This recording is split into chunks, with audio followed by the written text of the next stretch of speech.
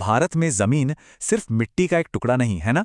ये किसानों के लिए उनका स्वाभिमान है, उनका जीवन है। पीढ़ियों से हमारा अपनी जमीन के साथ एक बहुत ही गहरा भावनात्मक नाता रहा है। लेकिन जरा सोचिए, जब इसी जमीन को लेकर विवाद होते थे तो पुराने जमाने के अनगिनत और बहुत ही पेचीदा कानूनों के बीच एक आम इंसान कैसे पिस जाता था। वो धूल खाती पुरानी फाइलें, कोर्ट कचहरी के अंतहीन चक्कर, सच में बहुत मुश्किल था। तो इन्हीं पुरानी जटिलताओं को खत्म करने और एक बिल्कुल स्पष्ट आधुनिक व्यवस्था बनाने के लिए जन्म हुआ उत्तर प्रदेश राजस्व संहिता 2006 का। आज के इस एक्सप्लेनर में हम इसी मास्टर क्लास को डीकोड करेंगे। चलिए सीधे काम की बात पर आते हैं। आज के इस एक्सप्लेनर का हमारा एजेंडा कुछ इस तरह है। पहले हम देखेंगे संहिता के उद्देश्य, फिर भूमिधर के अधिकार, दाखिल खारिज और सीमा विवाद, उसके बाद बेदखली और प्रबंधन, भूमि उपयोग परिवर्तन और अंत में चकबंदी और ग्राम सभा। अगर जुडिशरी, पीसीएसजे या लेखपाल जैसी परीक्षाओं की तैयारी हो रही है तो एकदम निश्चिंत रहें, हम इन सभी हाई यील्ड टॉपिक्स को बहुत ही व्यवस्थित तरीके से कवर करने वाले हैं। तो भावनाओं से थोड़ा आगे बढ़कर अब अपना फोकस एकदम शार्प करते हैं। सेक्शन 1, संहिता के उद्देश्य। अब सबसे पहला और सबसे अहम सवाल जो दिमाग में आता है वो ये है कि उत्तर प्रदेश राजस्व संहिता 2006 की नितांत आवश्यकता आखिर क्यों थी। ऐसा क्या था जो पुराने कानूनों से हल नहीं हो पा रहा था। इस सवाल का जवाब ही इस पूरे कानून की आत्मा है। देखिए, इस संहिता के मुख्य उद्देश्य ही इसकी सबसे मजबूत नींव हैं। सबसे बड़ा टास्क था पुराने दर्जनों बिखरे हुए भूमि कानूनों को एक साथ लाना, यानी उनका एकीकरण करना, ताकि किसानों के अधिकारों की एक सॉलिड सुरक्षा हो सके। और इस बिंदु पर खास ध्यान दें, डिजिटलीकरण। ये वो समय था जब हम धूल भरी फाइलों से निकलकर डिजिटल खतौनी की तरफ बढ़ रहे थे। ये एक ऐतिहासिक कदम था और इसका सीधा असर क्या हुआ? भूमि विवादों में भारी कमी आई और राजस्व प्रशासन में एक बहुत बड़ा सुधार देखने को मिला। आगे बढ़ते हैं हमारे दूसरे सेक्शन की तरफ, भूमिधर के अधिकार। ये वो हिस्सा है जहां से परीक्षाओं में सीधे सवाल बनते हैं, तो पूरा ध्यान यहीं रखिएगा। अब ये एक ऐसा क्लासिक जुडिशियरी परीक्षा का सवाल है जो अक्सर पूछा जाता है। संक्रामणीय अधिकार वाला भूमिधर आखिर होता कौन है? सुनने में ये शब्द थोड़ा भारी लग सकता है, लेकिन इसका कॉन्सेप्ट समझना बिल्कुल अनिवार्य है। यहाँ जो सबसे दिलचस्प बात है वो है ये एग्जाम पॉपअप डेफिनेशन। इससे तो बिल्कुल रट लेना चाहिए। एक भूमिधर वो है जिसके पास जमीन के एब्सोल्यूट यानी पूर्ण अधिकार होते हैं। मतलब वो व्यक्ति अपनी जमीन को कानूनी रूप से बेच सकता है, गिफ्ट कर सकता है, बैंक में बंधक रख सकता है या अपनी आने वाली पीढ़ियों के नाम पर वसीयत कर सकता है, यानी पूरी तरह से उसका अपना हक।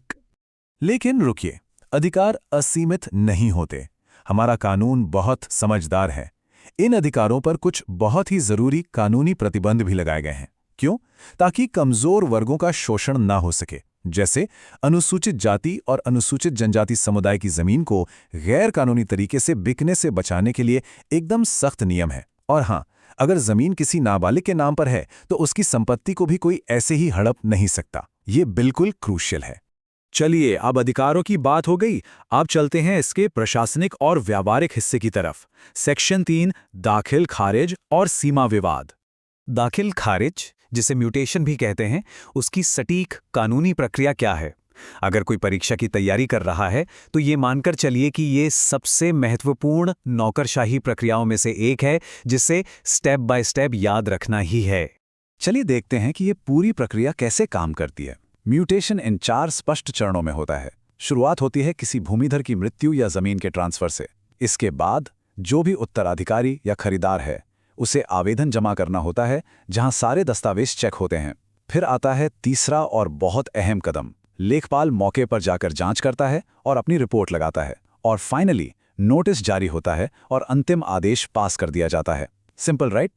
लेकिन जरा सोचिए, क्या होता है जब 2 पड़ोसियों के बीच खेत की मेड़ को लेकर गंभीर विवाद हो जाए? ग्रामीण इलाकों में ये सीमा विवाद या मेड़ विवाद कभी-कभी बेहद तनावपूर्ण हो जाते हैं। तो हमारा कानून इस गर्मागर्मी को कैसे हैंडल करता है? यहीं पर एंट्री होती है तहसीलदार की। तहसीलदार सीमांकन यानी डिमार्केशन प्रक्रिया को लीड करते हैं। इसमें होता क्या है? नक्शे का बारीकी से निरीक्षण होता है, मौके पर जाकर कड़ी नापजोक होती है और सर्वे अधिकारियों की मदद से जमीन की असली बाउंड्री तय की जाती है। किसी भी बड़े विवाद को तुरंत शांत करने का यह सबसे सटीक कानूनी तरीका है। अब हम एक और बहुत ही गंभीर मुद्दे पर आते हैं। सेक्शन 4, बेदखली और प्रबंधन।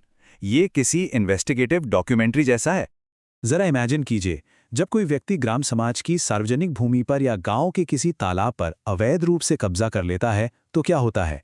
ऐसी स्थिति में ये 2006 का कोड एक भारी कानूनी हथौड़े की तरह काम करता है। बेदखली की ये प्रक्रिया बहुत ही सख्त और एकदम सीधी है।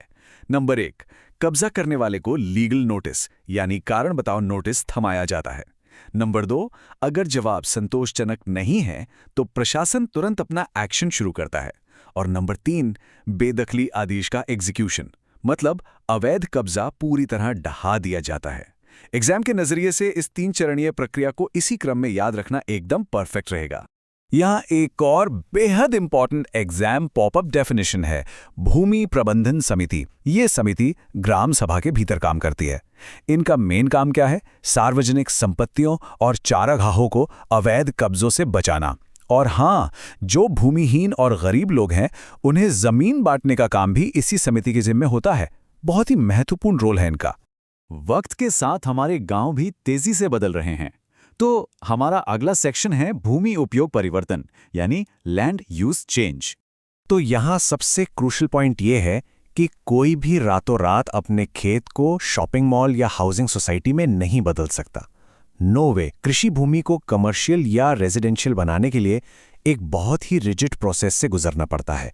अनिवार्य अनुमति लेनी होती है, साइट का इंस्पेक्शन होता है, भारी भरकम कन्वर्जन फीस भरनी पड़ती है और तब जाकर फाइनल सरकारी अप्रूवल मिलता है। ये पूरा सिस्टम सुनिश्चित करता है कि सब कुछ लीगल दायरे में ही हो। अब हम आ गए हैं अपने अंतिम लेकिन सबसे इंपॉर्टेंट सेक्शन में, सेक्शन 6, चकबंदी और ग्राम सभा। चकबंदी अधिनियम 1953 ये एक ऐसा टॉपिक है जो पीसीएसजे और बाकी एग्जाम्स में बार बार आता है। चकबंदी का सिंपल सा मतलब है अलग अलग जगहों पर बिखरे हुए छोटे छोटे खेतों को कानूनी प्रक्रिया के जरिए एक साथ मिलाकर एक बड़ा खेत यानी एक चक बना देना। ये एक रियल गेम चेंजर था। और ये स्लाइड बहुत ही शानदार ढंग से दर्शाती है कि इसका कितना बड़ा इम्पैक्ट हुआ। चकबंदी से पहले क्या था? छोटे छोटे बिखरे खेत, सिंचाई की भयंकर समस्या और रोज के मेड़ विवाद। लेकिन चकबंदी के बाद बड़े भूखंड मिल गए तो ट्रैक्टर चलाना आसान हो गया, सिंचाई के लिए बड़ी नहरें बन गईं और देखते ही देखते पैदावार में जबरदस्त उछाल आ गया। बिल्कुल पिक्चर क्लियर है। और इन सारे बड़े बदलावों के सेंटर में होती है हमारी ग्राम सभा।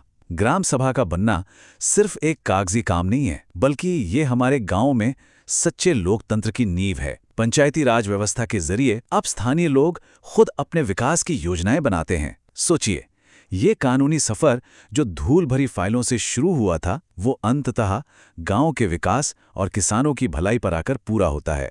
तो जैसा कि कहा जाता है, ज्ञान ही शक्ति है, कानूनी जागरूकता ही किसान की सबसे बड़ी ढाल है। ये एक्सप्लेनर सिर्फ एक कानूनी लेक्चर नहीं था, बल्कि उन अधिकारों का एक स्पष्ट दर्पण था जो हर किसी को पता होने चाहिए। सही जानकारी हमेशा सशक्त बनाती है। तो क्या अब हम इन कानूनों को सिर्फ किताबों तक सीमित रखेंगे या इन्हें समाज को मजबूत करने का असली हथियार बनाएंगे? इस विचार के साथ हम आज का एक्सप्लेनर यहीं खत्म करते हैं। सीखते रहिए और आगे बढ़ते रहिए।